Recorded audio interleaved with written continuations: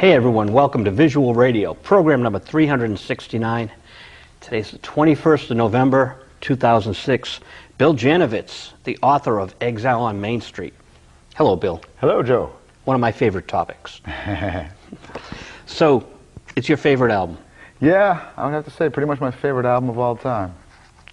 And you had the vinyl? Yeah, I had the vinyl. I've had a couple of different copies, a couple of different vinyl, a couple of different CD, the remastered CD, yeah.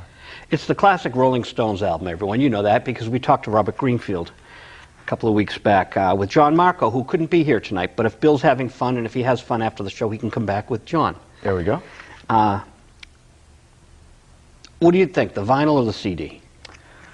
Well, I'd like to be the vinyl snob and say, yeah, you know, the vinyl sounds great. But when, you know, with anything, I just have my records up in the attic right now. I hate to admit it, because I got two kids. Who has time, and who's going to keep the records out of the kids right now? And you know, it's just too convenient to have it all in some convenient location. So I guess the CD, or if I'm a real honest guy about it, I say the MP3 at this point. You know, really. But it's more important for me to have it ready and listen to any of my favorite music at my fingertips now than pulling it out. But I used to love to have the relationship with, especially something like Exile, where you pick out the big double leaf and you take out the postcards. Oh yeah. And, yeah. Sit down with a glass of wine and put the record on, and it was very important with this record. Every side was balanced, just so. And there's something about the holding the vinyl in your hand. It's a tough one for me because you can imagine my house. We're overwhelmed with records and books. So it's like I had to spend like hours the other night just like making room. Yeah. You need space. I know. If you don't have space, you can't think. Well, see, that's the thing about records. I remember hearing this story about, I think it was Charles Laquadera had a place out in Dover. Maybe it's just mythology, but I think I remember being about 16 or 17 and hearing, yeah, he's got all his albums and they're all on this automated machine and they're all filed down in the basement. He punches a machine, it's like a big giant jukebox, and it brings the album up to his turntable and puts it on for him. Probably did. Charles is a cool guy. That was before the digital age. You know, John Garabedian owned V66. He told me he has all the VHS tapes and all the big 3/4-inch tapes of all those great songs he was playing. Oh, yeah? From the 80s, you know, so, but along with being a famous author now, 33 1/3 series, Exile on Main Street, you're in the band Buffalo Tom. Yes. And you told me you have a new album coming out. I thought Crown Victoria. No, Buffalo Tom, it's been about 7 years, so you'd be forgiven for thinking that we were broken up or weren't recording anymore, because we weren't for 7 years or so. But we never really broke up. We were playing, you know, once or twice a year, and you know, we'd been together for too long to just kind of break up. It was more like a family. You can't really just sort of tell your brothers to, you know, that's it, we won't see you again for a while, and some people do, but no, it was too hard to shake. So. And we every time we'd play, it was just the chemistry was there live, and we said, well, let's give it another shot when things calmed down. We were all having kids, especially, that's the main thing, and you know, our time had sort of come and gone in a lot of ways nationally. But you know, we go out, we played a festival in Belgium this summer. Belgium? Yeah, we were always very well received overseas so in Holland. cool. And, yeah, so we went over there, and I think you know, our audience is still there. I mean, our stupid message boards or whatever on the web pages are still very busy, and they might be the same three dudes, but still pretty busy. So yeah, over piecemeal over the last few years. I mean, we started recording. I remember it was right around the ALCS with the Sox, so it was around, you know, '04. That's how long it's been. Just kind of we'd start with a batch of songs, write them, kind of get in the studio and record like 3 over a weekend, and finish them. And then we would kind of go back into the rehearsal studio and we would do that, and you know, a month off here and there, so it took a while.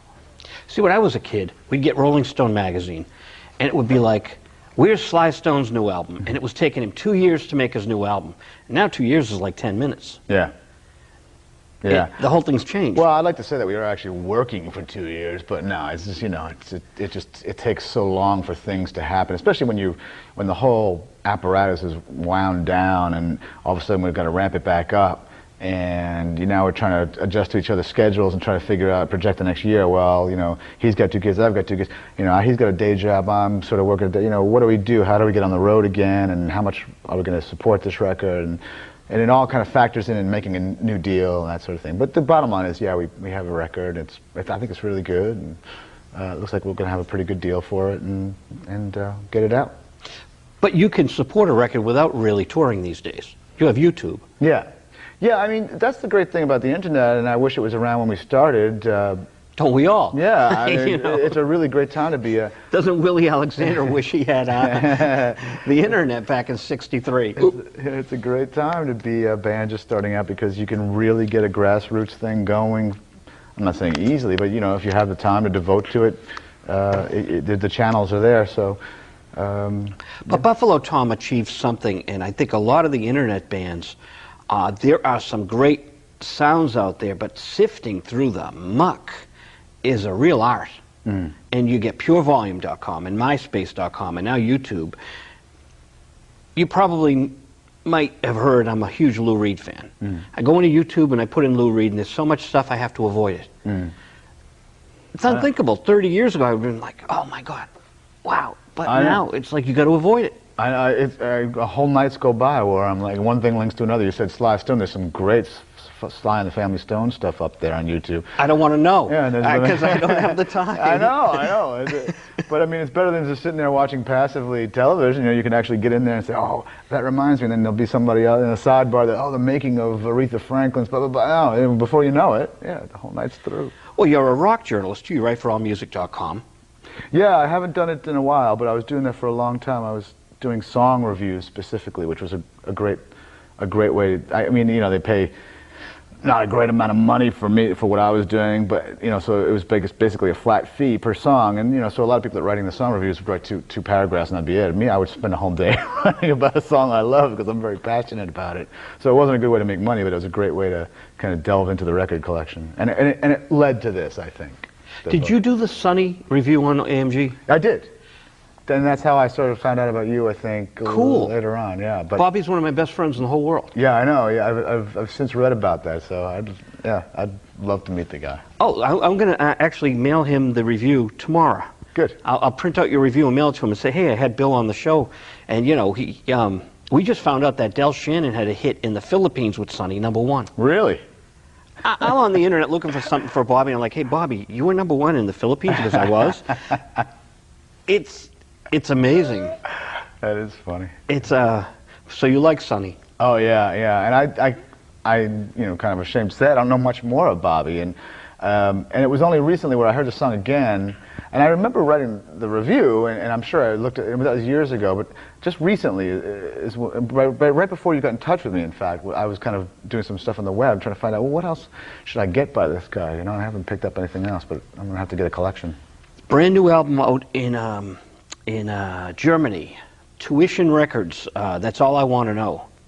And it's a very cool record that Bobby put out in Germany, and he toured Germany, and he was selling out all over the place over there. So he's still big because of Northern Soul. You know that term, Northern Soul. Yeah. And then we got Uni to put it back out on Hippo, the Sonny album. But we went through 2 years of negotiations. This is like one of the major songs. It's like, what's the argument here? Right. I'm going from the East Coast to the West Coast, and then we get an email. We found this song, Sonny, we love it. And it's like, we've been negotiating with you guys for 2 years now. Oh, we're going to put it out. Okay, I mean, come on. Yeah. Come on, Bill. It's a big hit. That's a big, gigantic hit. Still on oldies. I mean, the BMI alone, or ASCAP alone, must be pretty solid. It's BMI, and it's a gold BMI, but is that absurd? Yeah. That, you know, we're doing all this wrangling, and I'm trying to get his Love Games album that's on Epic out. Sly and the Family Stone were doing like Family Affair in one room, and Bobby was doing Love Games in the other. Wow. Bringing up Sly again. Oh, yeah? You know, so that's... It all comes around. Yeah. But this is one of my favorite albums, too. And Tumbling Dice is probably one of my favorite songs of all time. And, you know, it's just so cool that you've got the succinct 33 1/3. How did this series evolve? Do you know that? Continuum's 33 1/3? Well, I think David Barker kind of came up with the concept. He's the series editor at Continuum, and you know, I don't know about other publishing. I know there was one other series called Class